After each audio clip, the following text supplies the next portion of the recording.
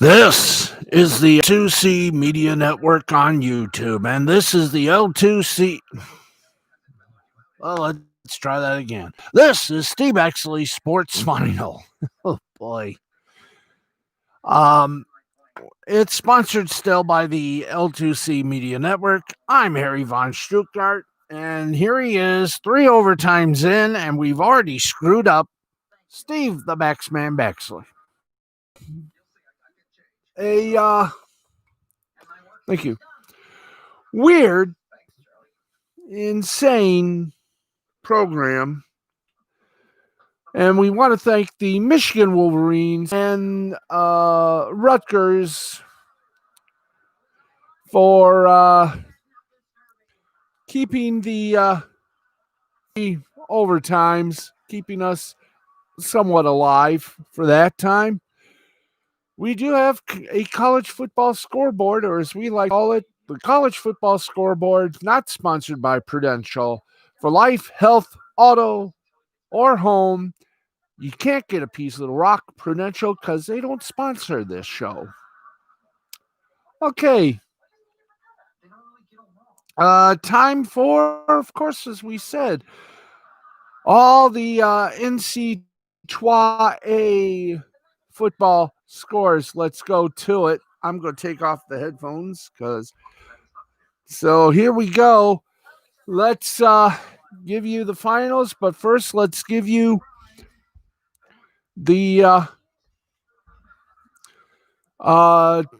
2 games that are still in progress right now at the half. Number 20 USC leads Utah by 7, 24-17. And about to go to halftime, Boise State leads Hawaii 6-3. Let's now kick it off with final scores. Illinois beat Nebraska 41-23. LSU beat Arkansas 27-24.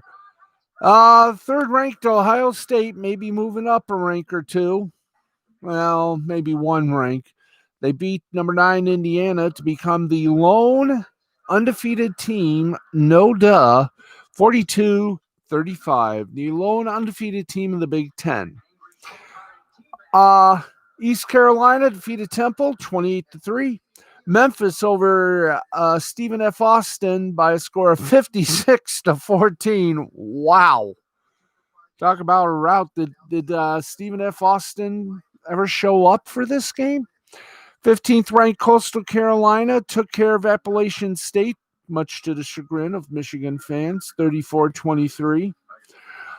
Army saluted and then beat Georgia Southern 28-27. 6th ranked Florida defeated Vanderbilt 38-17. Texas State barely squeaked out a survival win over Arkansas State 47-45. North Texas defeated Rice 27-17. Western Kentucky over Florida International 38-21. 8th ranked BYU, an easy 66-14 winner over North Alabama. University of Texas San Antonio beat Southern Miss 23-20. Nevada overtook San Diego State 26-21. Middle Tennessee by 3 over Troy 2017.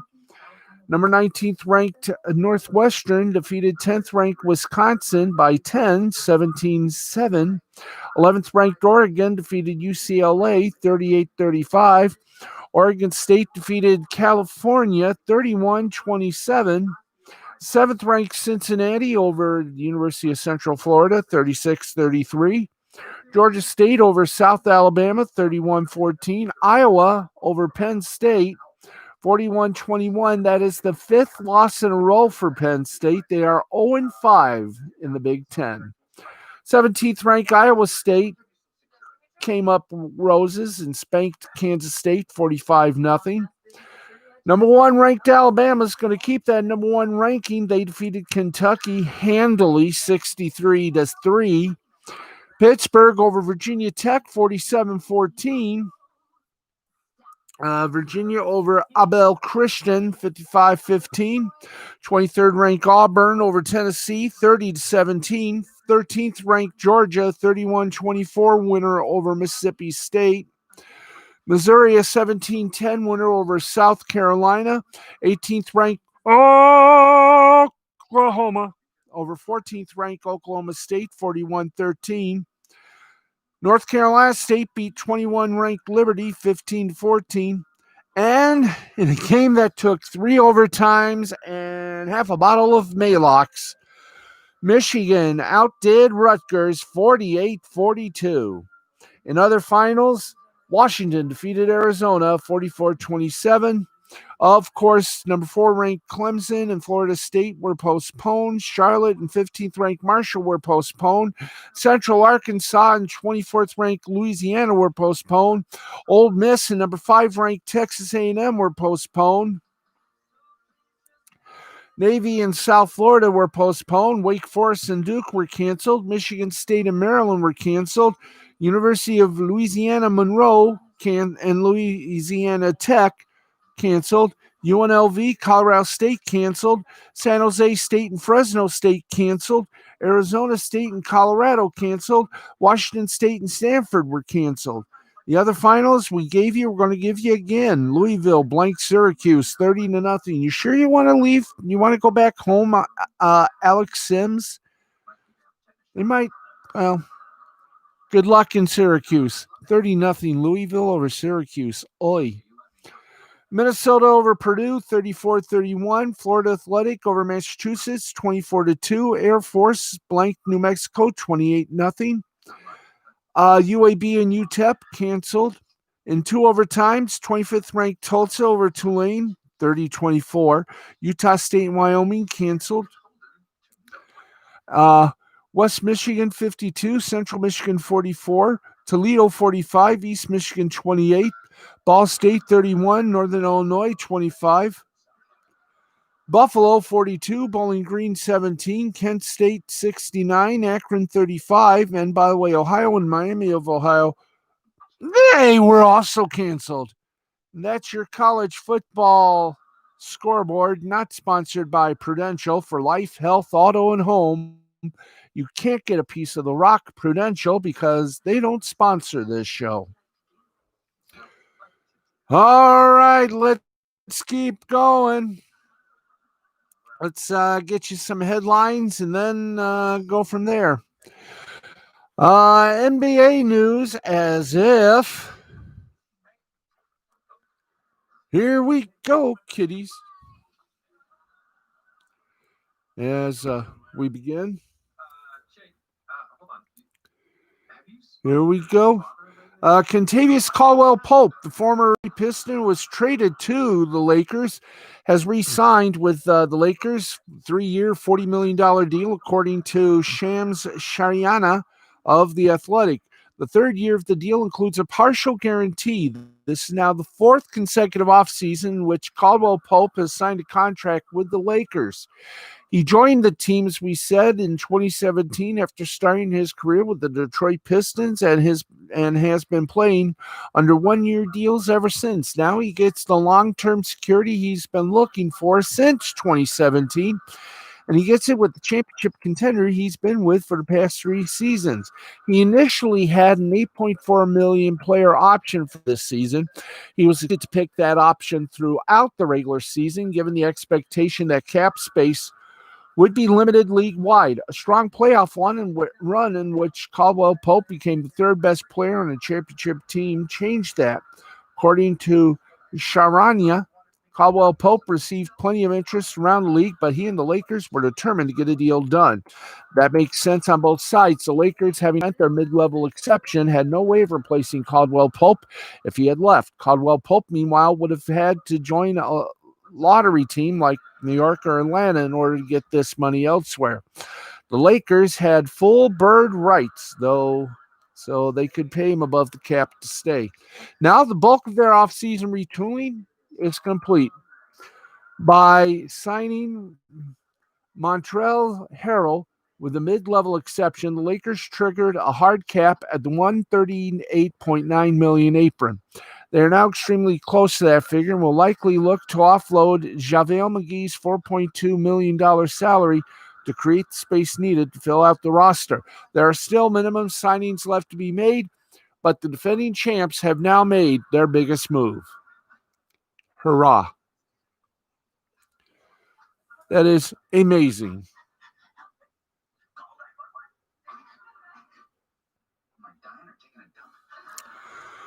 Okay. Hello, Uno. How's my little kitty? Come here, sweetie. Anyway, while you decide to come on up, we got to do more of our sports here. Now, we are approaching the full hot stove mode of the MLB offseason, and we got more for you. Let's get some of the rumors on this fine Saturday. Erstwhile Phillies GM Matt Klentak, back in early October, stepped down after 5 seasons at the helm. The Phillies have yet to tap his replacement, but they're busy assembling a list of serious candidates. Now there's one more. Dodgers assistant general manager Jeff Kingston is a candidate for the Phillies GM position. Kingston was a finalist for the Angels job early this offseason. Kingston has Pennsylvania ties as a graduate of Dickinson College, about 130 miles west of Philadelphia. He did spend time in the Padres front office under late Kevin Towers and was later an assistant GM for the Mariners. Since late 2018, he served as an assistant general manager for the Dodgers, who are, of course, coming off the World Series win in 2020. As Morosi notes, Kingston has ties to Philadelphia. He isn't the only reported candidate. Former Marlins exec Michael Hill has been linked to the job. And he's also reportedly a candidate for the Phillies head poobah of baseball operations. Presently, Ned Rice is serving as the Phillies interim GM.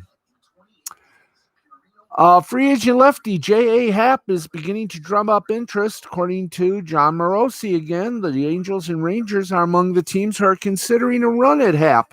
The 38-year-old is coming off a strong 2020 season for the Yankees.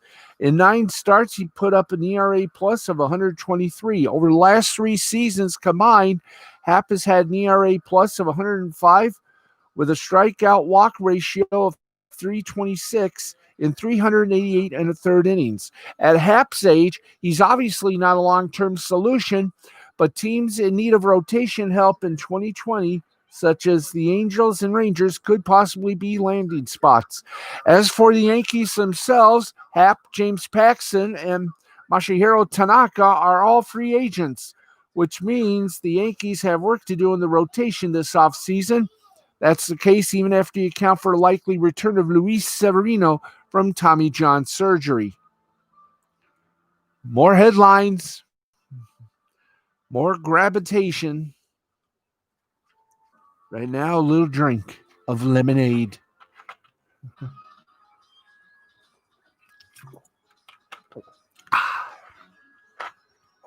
Oh, it's good stuff.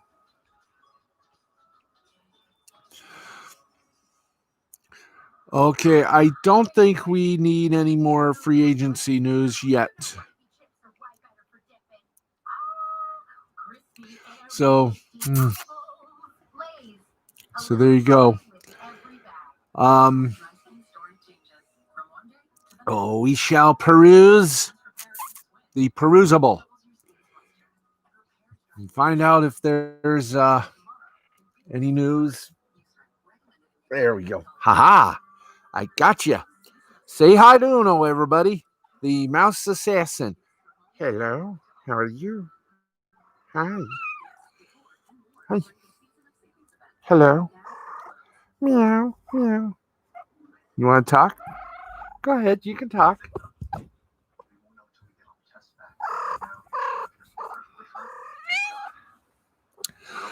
Okay. You can get back up there.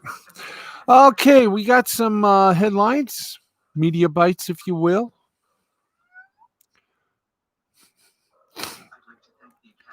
So here we go. Go.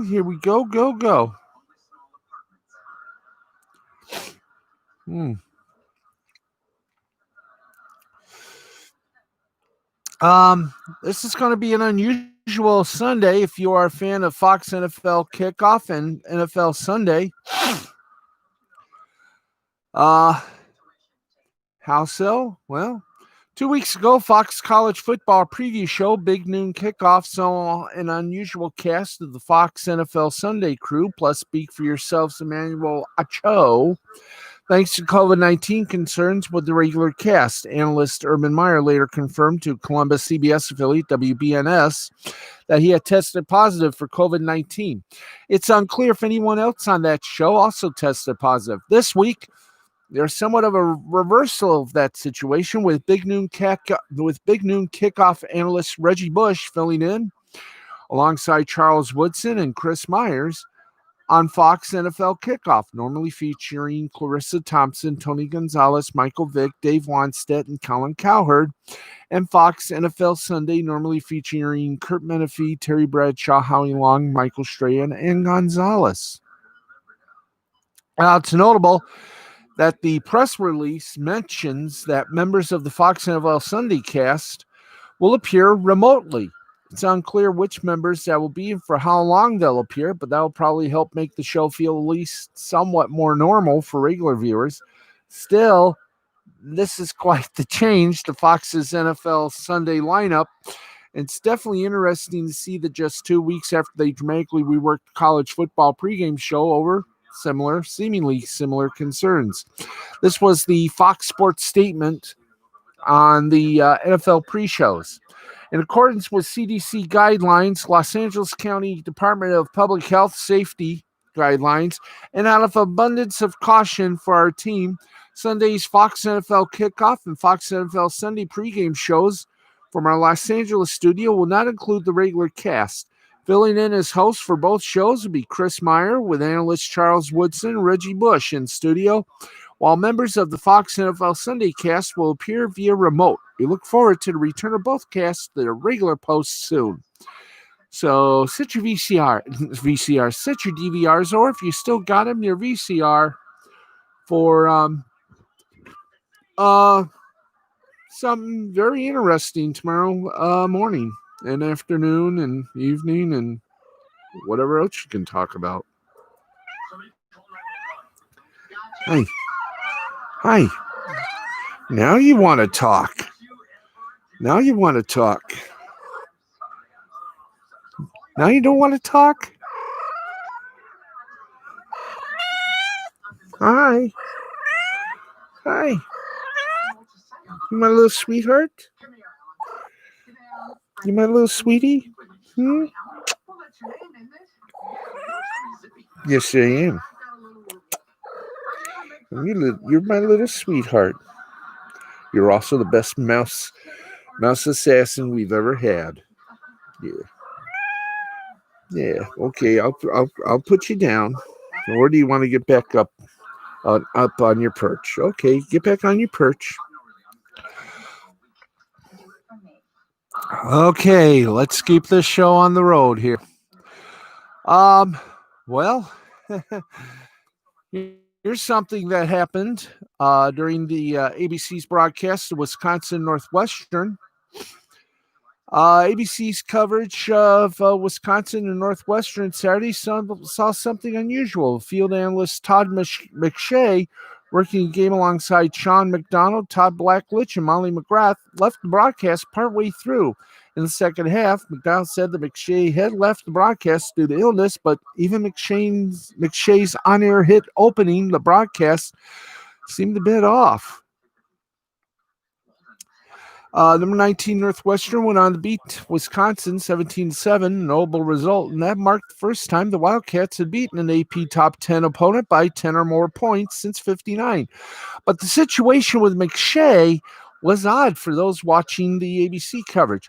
He already faced one notable health situation this year, missing ESPN's NFL draft coverage in April while he was recovering from COVID-19. We don't yet know about what happened to him Saturday, but something tells us we're going to update you with more if there is any available. Okay. Let's keep going and going and going. Okay. Following the Clemson FSU postponement, Florida Vandy moved from ESPN to ABC to fill up an open spot, and it kind of was pretty good. The official date and time of the Clemson Florida State game are unknown, but postponing it means a huge hole just opened up in the middle of ABC's broadcast. Lucky for ABC, their corporate parent, ESPN, decided to use some good old-fashioned synergy. With Florida and Vanderbilt seen on ABC, kickoff at noon, the game was originally scheduled for ESPN. And originally scheduled to be broadcast, well, you already know, Florida Gators and Vanderbilt was filled in for ABC. And that was something interesting. This does also raise an interesting point. How is it that ABC has the rights to show an SEC game nationally? Granted, ESPN and ABC are part of the same corporation, but they are separate broadcast entities, and CBS has a fairly vested interest in being the national home for now of the SEC.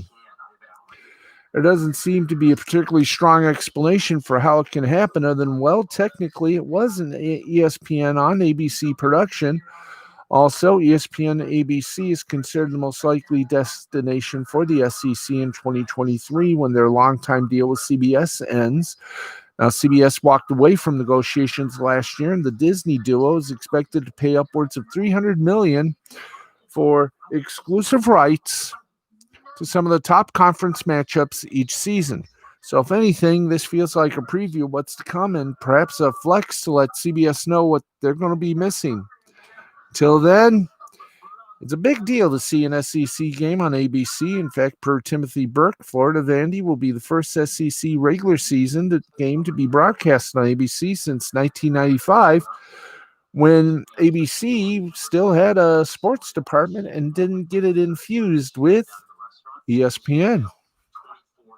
Wow. What you doing, Uno? Good shot. Okay. My cat is having a ball. Isn't it? Yep. Pat Fitzgerald referred to Northwestern. Well, you gotta believe this to see it. I wish we had audio. The number 19 Northwestern Wildcats are 5-0 after knocking off the number 10 ranked Wisconsin Badgers 17-7 Saturday in Evansville. In the postgame view with ESPN, Northwestern head coach Pat Fitzgerald said, "How about these Fighting Reese Davises right here, huh, Joey Galloway? How about the Fighting Reese Davises?" Fitzgerald added, "As long as Joey Galloway keeps talking, well, I think I'll appreciate it." Well, I think I'll appreciate it. I think the guys heard it pretty loud and clear. The Northwestern players could also be heard saying Reese Davis's name repeatedly as they ran off the field. That's in response to ESPN analyst Joey Galloway saying earlier in the week on television that Northwestern has a bunch of Reese Davises out there running around.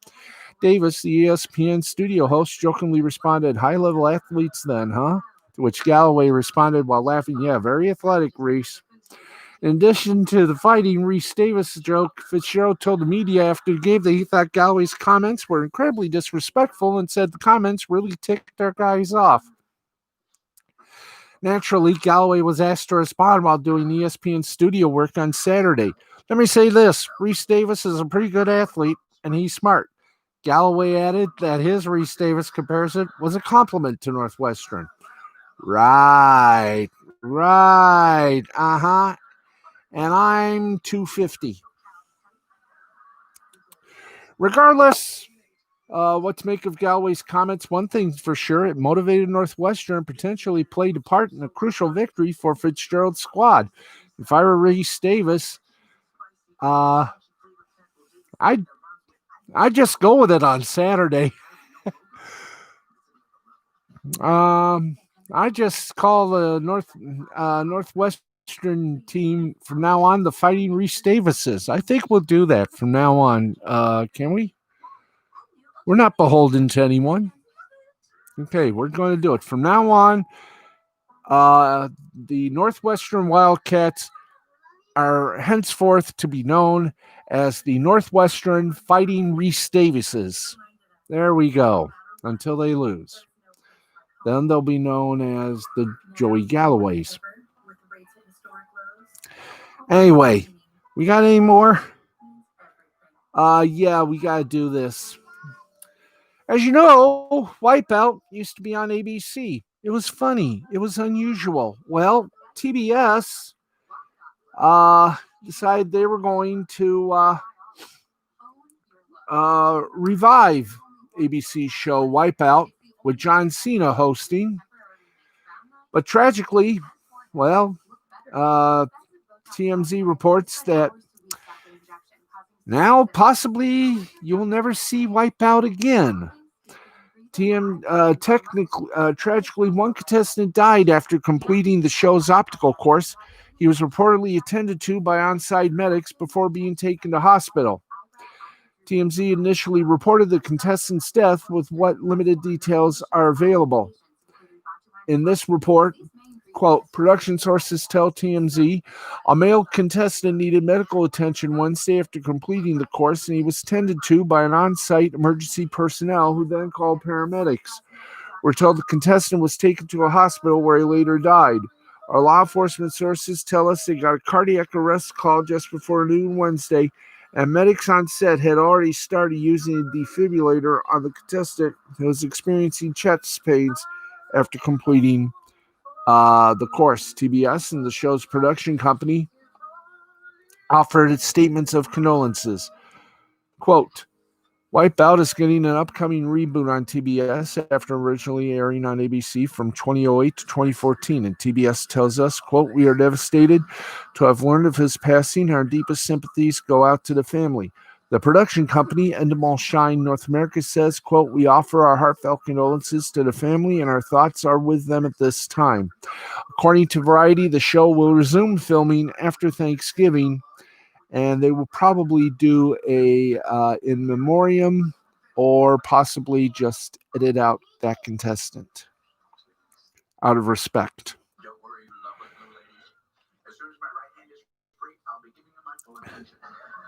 We will stand you by for that. Hello, sweetie, again. Hi. Meow. Okay, it is 12:42. Oh, is this going to be fun or what?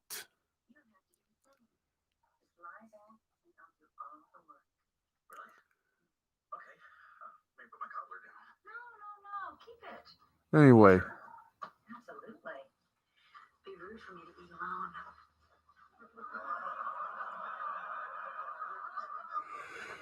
Here we go.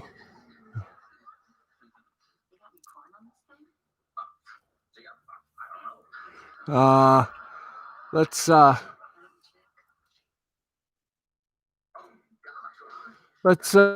the hellos, and then we're going to hit the scoreboard, and then we're going to say goodnight. We're live. We're live. Okay.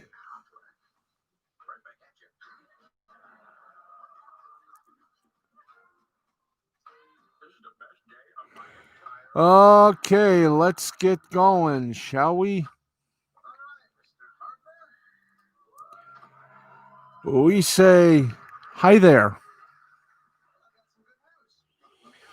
To Angela Peterson, Christina Peterson, Anne-Marie Mann, Jay the Brain Man, Matthew Nichols, Nancy Nichols, Jerry Nichols, Bobby Langford, Donna Payne, Zach Burton, Jay the Brain Man, Matthew Nichols, Alan Oberoff, Brenda Gaminsky, Amy Hayes, Frida Hayes, Morris Hayes, Tony Pickrell, Yvonne Marie Pickrell, Michael Pickrell, Ricky Pickrell, Crystal Hart, Liberty Lang, Brenda Dixon, Sammy Phillips, Samantha O'Neill, Casey Ann, Monica Cram, Joseph Yusuf Diaz, Phil Monahan, Bobby Strauss, Mark Wilson, Claire Flannery, Regina Lewis, Chris French, Chris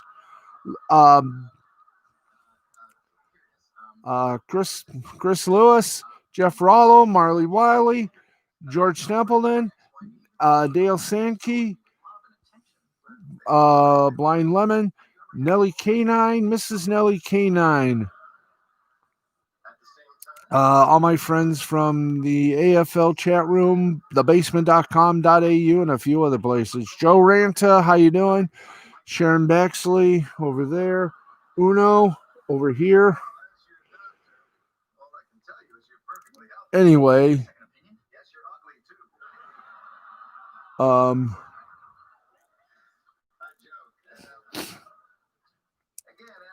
let's hi there. There you go. Let's get going to Twitter, and then we'll go to Instagram, and then we'll go to the scoreboard.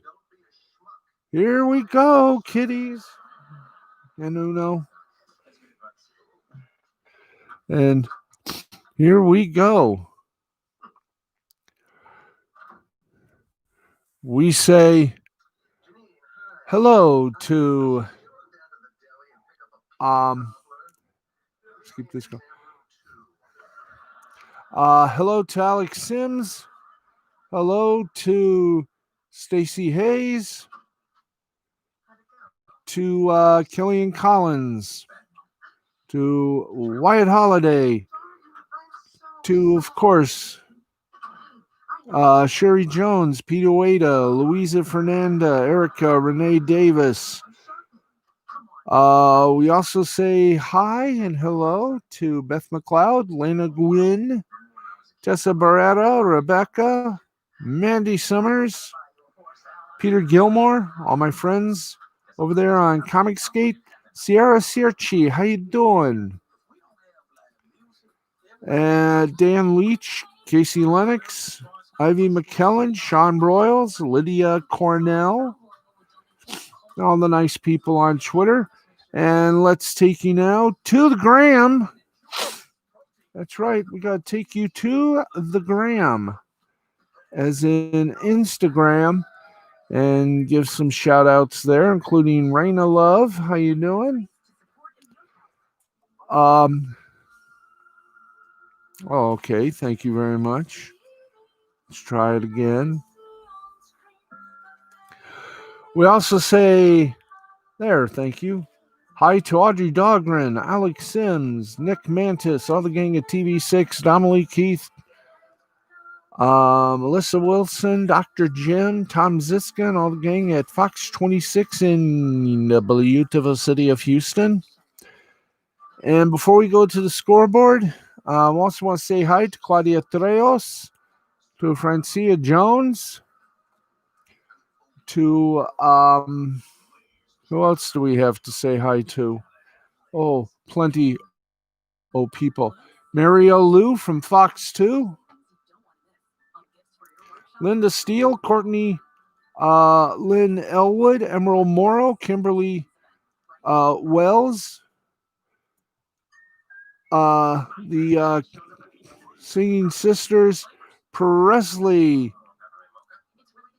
and hi, get back up there. Gloria Conroy, Presley and Taylor, we say hello to them as well. We also say hi to Patty Riley, Oreke, and a whole lot of fun peoples. That's right. We say hello, people. Hello, hello, hello. Albany Irvin, Come on, get over here. Rana Love, Arena Love, either one is exceptional. Let's see. We also say hi to Carly Fornos and all my friends on the gram. There you go. We're done with that. And you know what time that is? That means, well, I'll tell you what that means. That means it is time to head them up and get you ready because it's time to go rapping with the rabbi. Here's Harry. At least we hopefully things are in a very good tone here.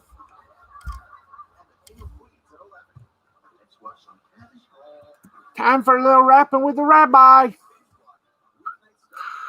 And now it's time for Rapping with the Rabbi with Monsignor Rabbi Hiram Shecky Fleischman. It's week 11 and the CBS 1 p.m. games are back after the Masters.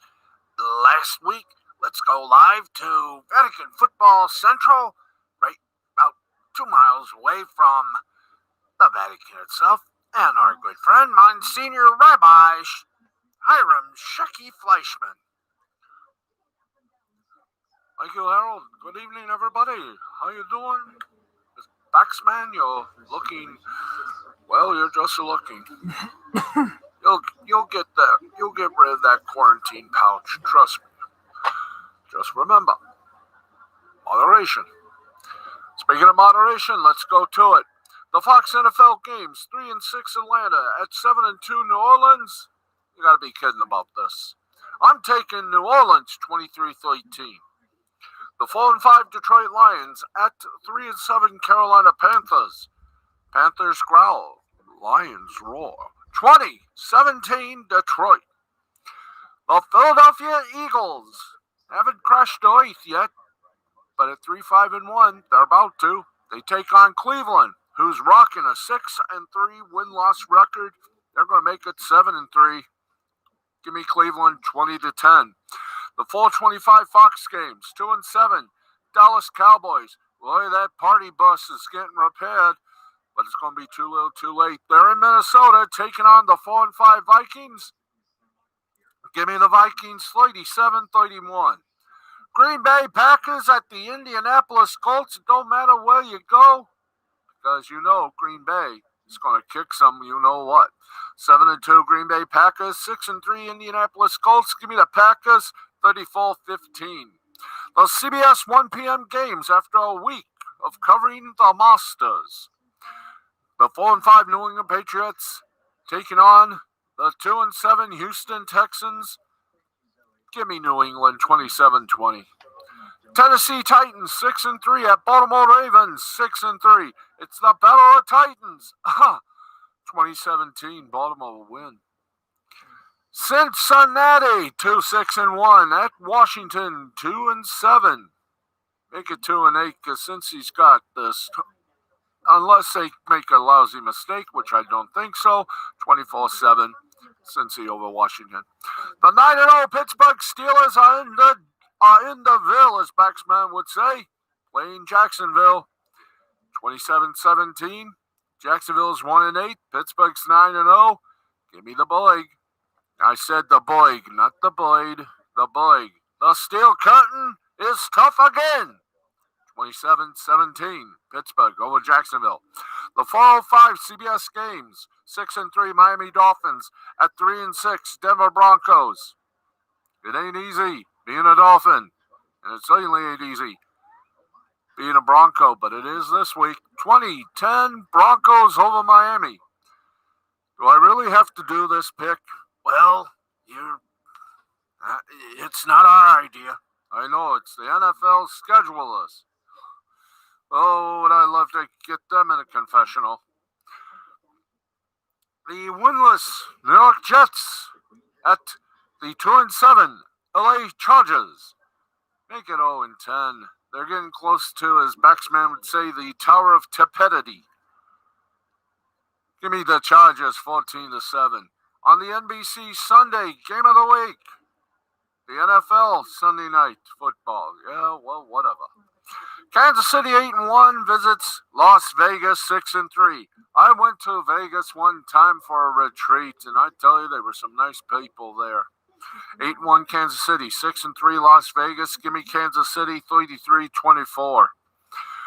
The Monday night game on ESPN and some stations.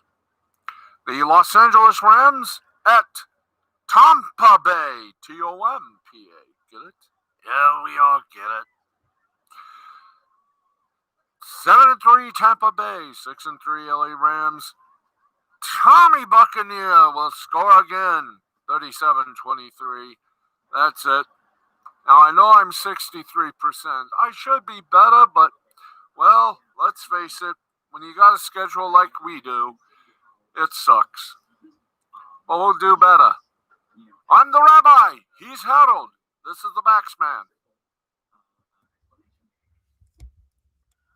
All right. Thank you very much, Rabbi, for that for your predictions. Interesting, as it is. Okay, let's get you to the scoreboard. That's right.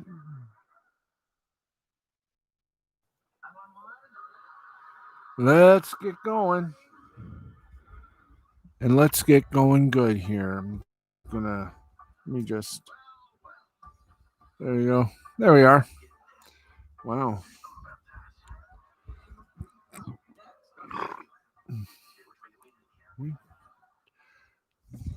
Okay, let's see. Are we, there we go. Okay. Okay. Hi. You want to say something? Go ahead. Go ahead. Oh, now you're quiet again.